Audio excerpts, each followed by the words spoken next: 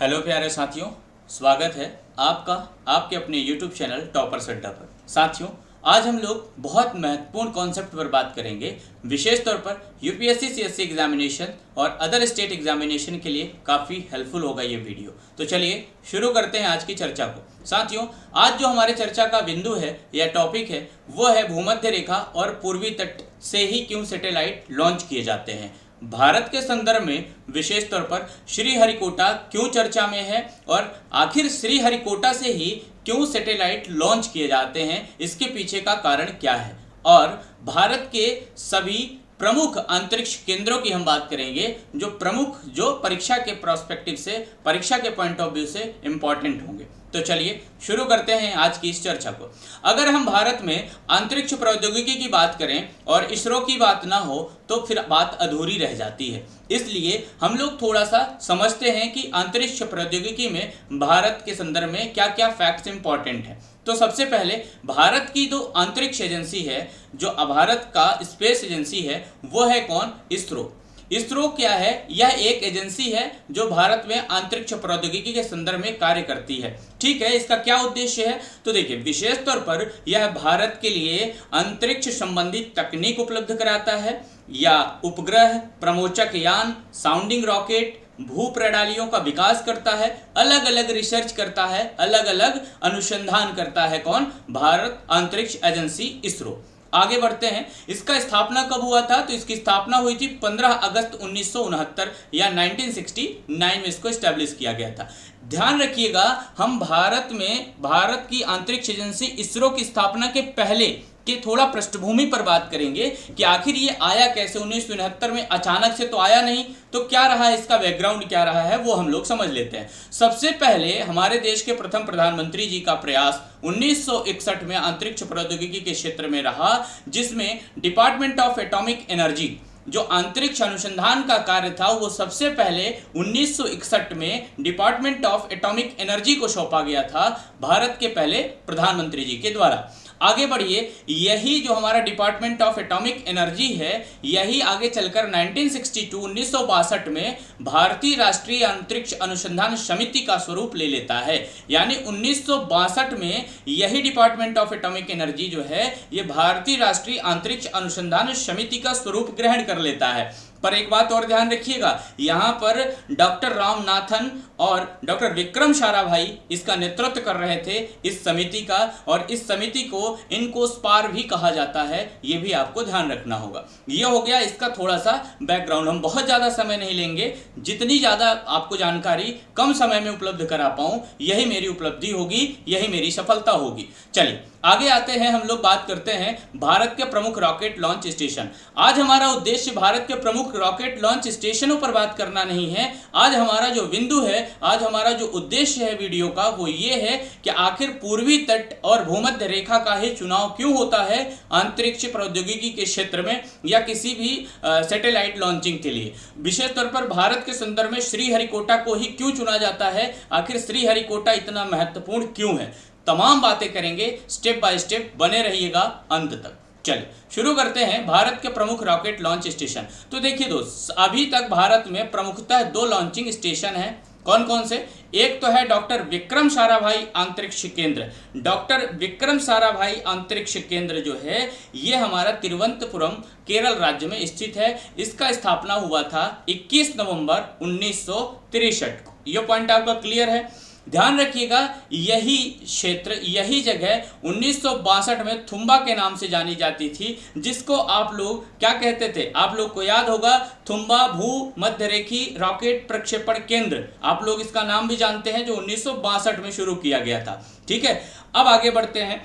यहां से हम लोग थोड़ा आगे बढ़े, ये पॉइंट क्लियर है। थुम्बा वाला जो है 1962 याद रखिएगा तारीख, और जो विक्रम साराभाई के लिए 1963 याद रखिएगा तारीख। ये आपको विशेष ध्यान रखना होगा। तिरुवनंतपुरम केरल में स्थित है कौन? डॉक्टर विक्रम साराभाई अंतरिक्ष केंद्र। आगे आइए, दूसरा है सतीश धवन अंतरिक्ष केंद्र, जिस पर आज डेडिकेटेड वीडियो है। सतीश धवन अंतरिक्ष केंद्र की स्थापना 1 अक्टूबर 1971 को की गई थी। यह पॉइंट ध्यान रखिएगा, 1971 में अक्टूबर के महीने में स्थापित किया गया और इसका नाम बदला है 2002 में।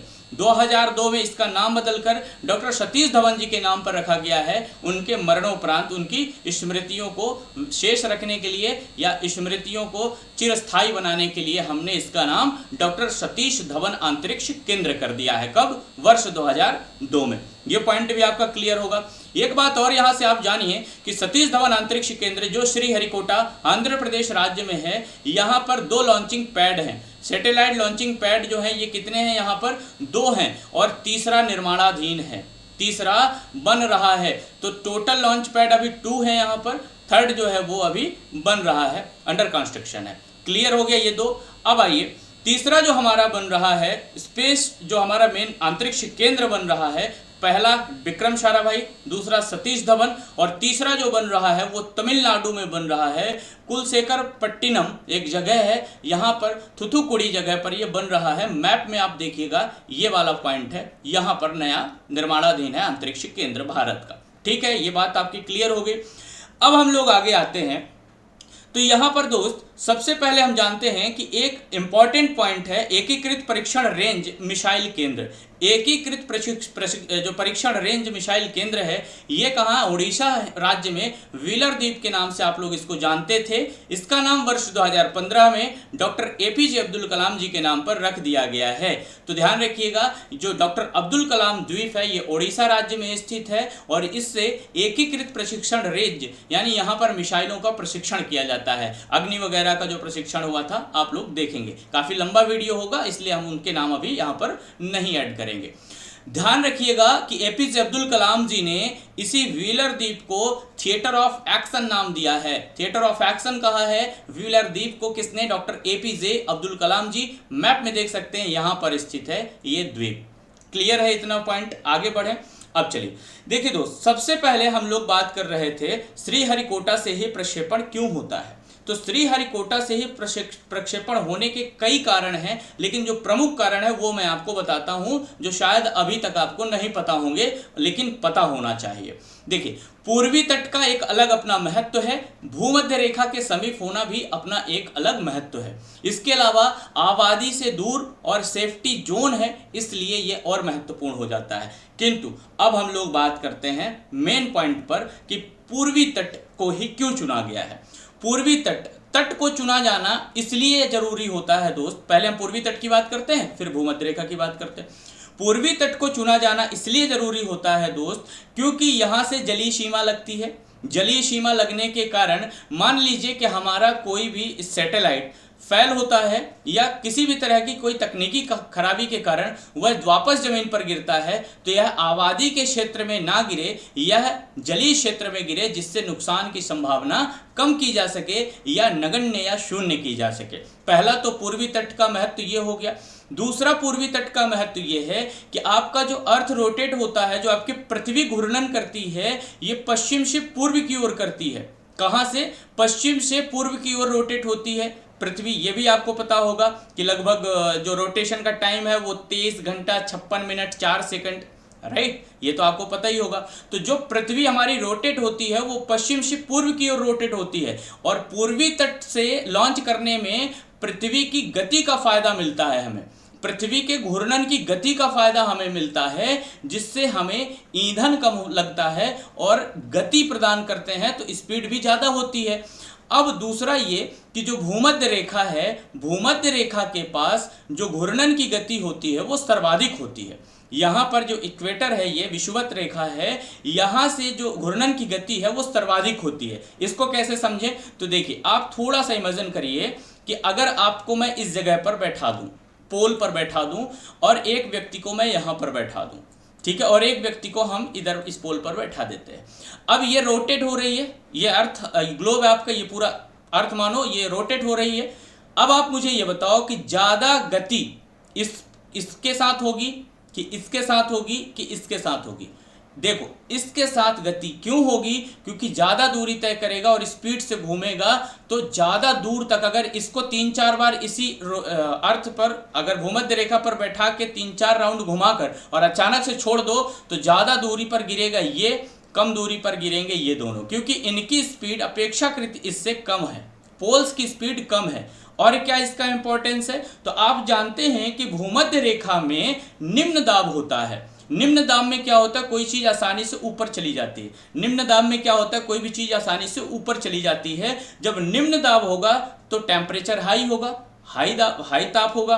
तो यहां पर क्या होता है कि दो कॉन्सेप्ट विशेष तौर पर लगते हैं कि भूमध्य रेखा की गति होती है, स्पीड होती है ज्यादा अपेक्षाकृत पोल्स, ठीक है, और यहां पर नुकसान होने की संभावना कम होती है और ईंधन की बचत होती है। ये तो भूमध्य रेखा का कॉन्सेप्ट क्लियर हो गया आपका।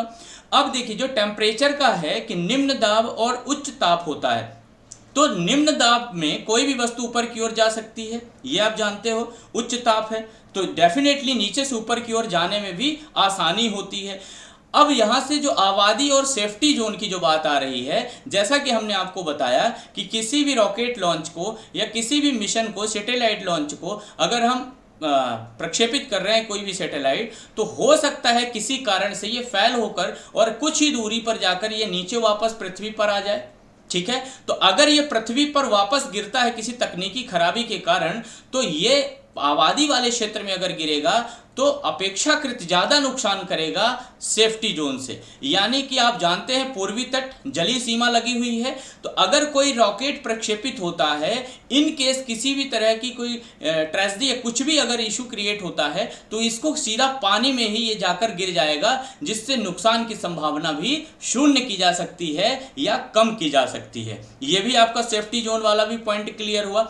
अब देखिए दूसरा इंपॉर्टेंस ये है इसका कि जब हम कोई भी रॉकेट प्रक्षेपित करते हैं, कोई भी हम सैटेलाइट लॉन्च करते हैं, उसमें हम बूस्टर का प्रयोग करते हैं। जो बूस्टर यहां पर रॉकेट में दोनों तरफ लगे होते हैं और ये इसको गति प्रदान करते हैं। ये आपने देखा होगा, ये बूस्टर इधर लगे हुए होते हैं और ये इसको गति प्रदान करते हैं, किसको, रॉकेट को।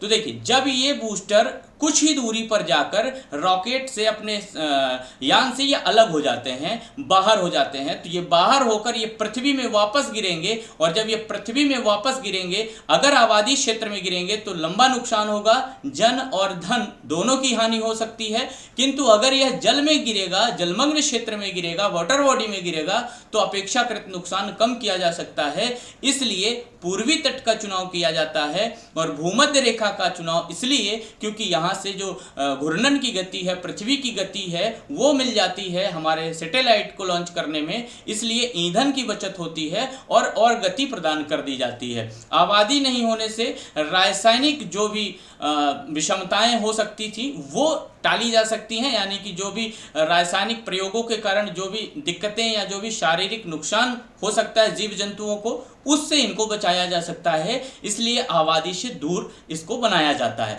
विशेष तौर पर जो श्रीहरिकोटा है वो बहुत सेफ प्लेस में, बहुत ही एक सटीक जगह पर बनाया गया है, जिससे किसी भी तरह की नुकसान की संभावना नहीं रहती है।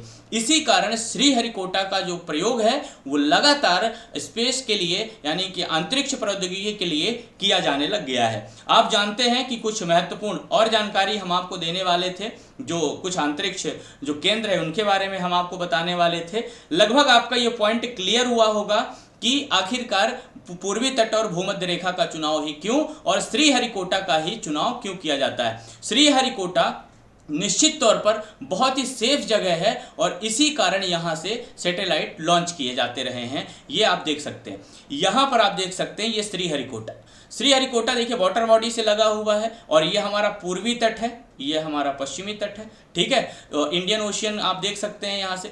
तो डेफिनेटली ये हमारे लिए बहुत ही ज़्यादा अनुकूल है, बहुत ही ज़्यादा हेल्पफुल है सैटेलाइट लॉन्चिंग के लिए। इसलिए श्रीहरिकोटा का प्रयोग लगातार स्पेस के लिए यानी अंतरिक्ष प्रौद्योगिकी के लिए किया जा रहा है।